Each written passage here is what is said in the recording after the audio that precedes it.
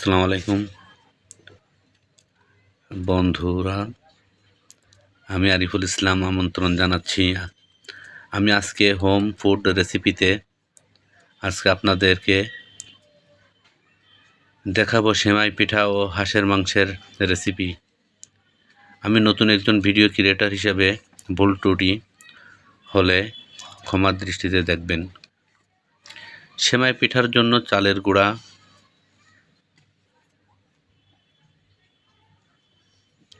গুঁড়া করার জন্য মেশিনে গিয়া চাল ভাঙিয়ে, যদিও আমি তাদেরকে বলি চালটি মিহি করার জন্য।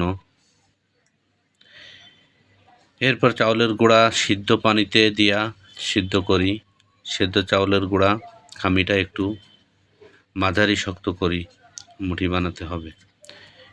এরপর সেমাই পিঠার মেশিনে দলা দিয়ে সেগুলি পিঠা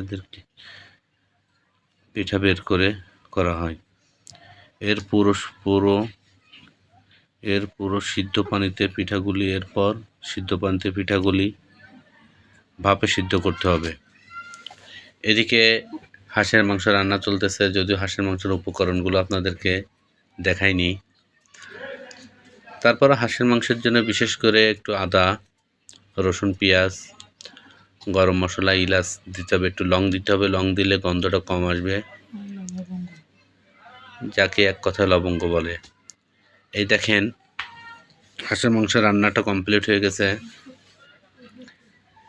কমপ্লিট হওয়ার পরে সুন্দর একটা কালার আসছে, খুব টেস্টফুল হবে।